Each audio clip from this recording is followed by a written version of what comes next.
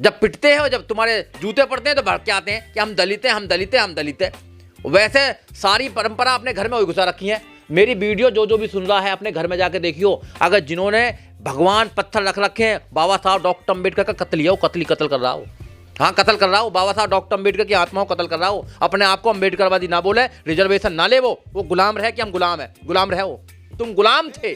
बाबा साहब डॉक्टर अम्बेडकर ने तुम्हारी गुलामी को काट कर ऐसी समतल व्यवस्था करने का काम किया कि तुम पढ़ भी सकते हो, लड़ भी सकते हो, फौज में भी जा सकते हो, सब कुछ बन सकते हो, व्यापार कर सकते हो, इस देश में मिनिस्टर बन सकते हो, सीएम बन सकते हो, चीफ मिनिस्टर ऑफ इंडिया बन सकते हो, चीफ मिनिस्टर बन सकते हो और चीफ जस्टिस ऑफ इंडिया बन सकते हो, सब कुछ बन सकते हो तुम। पर तुम्हारी मोटी बुद्धि में ये बात क्यों नहीं आती है? अरे क्यों सारी शादी करेंगे, सब में वही भगवान, घर में भगवान, मंदिर में भगवान, सब में करवा रखे हैं। तुम गुलाम बनोगे, गुलाम, क्योंकि तुम्हारे अंदर गुलामी का खून है। जिन लोगों ने गुलामी का खून निकाल दिया, जो अम्बेडकरवादी बन गए, वो अपने मान सम्मान से जिंदगी जी रहे हैं और मान सम्मान से उनके बच्चे भी जिंदगी जिएंगे। हम अम्बेडकरवादी हैं, हम लड़ते रहेंगे आखिर तक ऐसी व्यवस्था से, हम लड़ते रहेंगे ऐसे अंधविश्वास से जो लोगों को गुलाम बनाने का काम करते हैं। और अम्बेडकरवादी हमेशा लड़ते रहते हैं, न डरते हैं। ऐसे जो लोग हैं वो धोखेबाज लोग हैं। वो रिजर्वेशन के नाम पर तो अपने बच्चों को आगे कर देते हैं और जब लड़ाई होती है समाज में तो वो अपने बच्चों को पीछे रख लेते हैं। धोखा तो देने वाले लोग हैं। तो ऐसे लोगों को अब इलाज करना है। आज भी लोग तुम्हारे घर पर खाना नहीं खाते, आज भी तुम्हारे हाथ का पानी नहीं पीते, तुम्हारा बच्चा मटका छू देता है। राजस्थान की बात बता रहा हूँ, बच्चे को मार दिया जाता है। राजस्थान में मूंछ रखा ली जाती है तो मार दिया जाता है, बारात नहीं निकलने दी जाती है। आज भी तो आजकल भी तुम्हारी बहन बेटियों के साथ रेप कर रहे हैं, मंदिर के नाम पर, धर्म के नाम पर, उसके नाम पर। तुम्हारी बुद्धि मोटी बुद्धि है इनकी।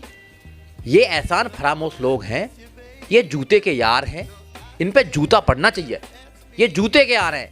बाबा साहब डॉक्टर अम्बेडकर ने अपने बच्चों की कुर्बानी दी इनके लिए और इनकी मोटी खोपड़ी में घुस रही बात नहीं घुस रही है। हम जैसे लोग चीख चीख कर इनको समझा रहे हैं कि ये मोटी खोपड़ी के लोगों, अनपढ़ लोगों, बुद्धू लोगों, कायर लोगों, जिस व्यवस्था ने तुम्हें 2500 साल तक गुलाम बनाया, उस व्यवस्था को अपने घर में क्यों घुसा रहे हो तुम? इनकी मोटी सी बात समझ में ना आ रही इनकी, बताइए। तो इनसे ज्यादा कायर कौन होगा? ये कायर लोग हैं, जब भी तो गुलाम रहे इतने। इनका दिवाला निकलेगा बिल्कुल, और इनका दिवाला निकलना चाहिए। इन हरामखोरों का दिवाला निकलना चाहिए। ये मक्कार लोग हैं, ये तुम्हें जानते नहीं हो। ये अपने घर में आग लगाते हैं, दूसरे घर को तैयार करते हैं ये लोग। बाबा साहब डॉक्टर अम्बेडकर ने इतनी मेहनत की, बाबा साहब डॉक्टर अम्बेडकर ने अपने बच्चों की कुर्बानी दी, बानवा काशीराम साहब ने अपनी कुर्बानी दी, बहन जी ने पूरा जीवन लगा दिया, मगर इनकी मोटी बुद्धि में समझ में नहीं आती है। ये दूसरों को कमाते हैं, ये दूसरों के लिए वाह करते हैं, दूसरों के त्योहारों में अपने त्योहार मनाने का काम करते हैं। अरे तुम्हारी एक व्यवस्था है, तुमको आजादी किसने दी?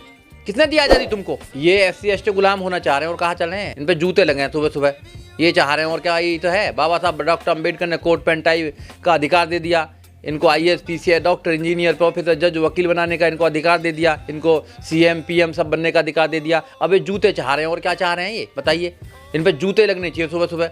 जितने भी लोग हैं जूते लगने लगेंगे, चिंता मत करो भैया, जूते लगवे हैं, अभी तो लग रहे हैं ना। धर्म की चाशनी पी लो, जूते को तैयार हो जाओ। तुम पे जूते का काम कर लो, जूते लगे। किसी भी मंदिर में पैसे की जरूरत क्या है?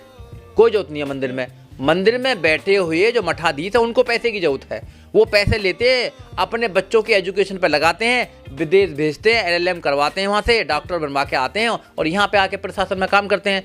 वो पैसा लूट कर तुम्हारा अपने आप को अमीर बना रहे हैं और तुम वहाँ पत्थर की मूर्ति से मांगते हो कि मुझे अमीर बना दो। ना वो तुम्हें अमीर बना रही, ना तुम्हें गरीब बना रही। जो पत्थर अपने आप को इधर से उधर नहीं हिला सकता, वो तुम्हें क्या करेगा?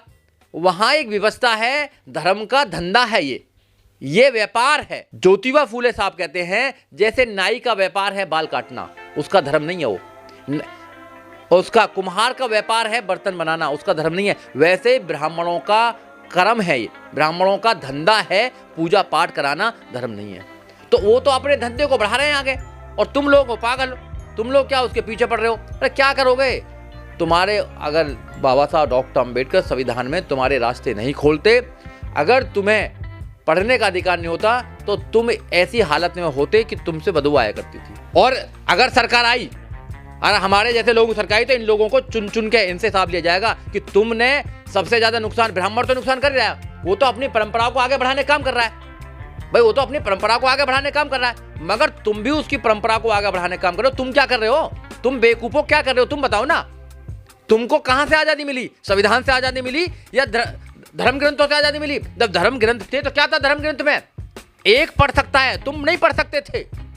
केवल ब्राह्मण पढ़ सकता है, एक लड़ सकता है, केवल क्षत्रिय लड़ सकता है, तुम नहीं लड़ सकते। केवल एक व्यापार कर सकता है, वैश्य व्यापार कर सकता, तुम नहीं कर सकते। तुम क्या कर सकते थे? तुम गुलामी कर सकते थे, गुलामी, केवल गुलामी। देखिए, देश में कुछ लोग दिवाली मना रहे हैं, मगर ज़्यादातर लोगों का दिवाला निकल रहा है। जिन लोगों की दिवाली है वो राजनीति में सफल है, व्यापार में सफल है, शिक्षा में सफल हैं, उनके बच्चे हर जगह मौज ले रहे हैं। ये गरीब लोगों को बेवकूफ़ बना रहे हैं, उनका दिवाला निकाल दिया गया है पूरा। गरीब लोग परेशान हैं। मोदी जी खुद कहते हैं कि मोदी जी की गारंटी है 80 करोड़ लोगों को 5 किलो अनाज देने का काम करते हैं। जब देश की 80 करोड़ लोगों को 5 किलो अनाज देने का काम सरकार कर रही है, तो आप देख लीजिए कि 80 करोड़ लोग देश में गरीबी रेखा से नीचे हैं, वो 5 किलो अनाज के लिए लाइनों में लगे रहते हैं। तो देश के लोगों का दिवाला निकाल गया है, अपनी दिवाली मना रहे हैं। ये पत्थर में प्राण डालने की जो प्रक्रिया है, ये केवल धार्मिक नहीं है, ये राजनीतिक है। इससे राजनीतिक फायदा लिया जा रहा है। 2024 के चुनावों की पटकथा लिखी जा रही है। लोग समझ नहीं रहे हैं। बीजेपी अपना प्रचार कर रही है, सरकारी पैसा लगाकर 2200 करोड़ रुपए खर्च करके पूरे देश में एक ऐसा माहौल बनाया जा रहा है कि राम जी को कहीं से लेकर आ रहे हैं, हवाई जहाज से लेकर आ रहे हैं। अमेरिका चले गए थे, इंग्लैंड चले गए थे, श्रीलंका चले गए थे, कहाँ चले गए थे? अरे अयोध्या में तो राम पहले ही सही था भाई, अयोध्या में तो राम पहले से ही था। लाए कहाँ से हैं ये बताइए ना। पर मंदिर देश में राम के पहले ही हैं। इस देश में करोड़ों मंदिर पहले से ही हैं, हर घर में मंदिर है।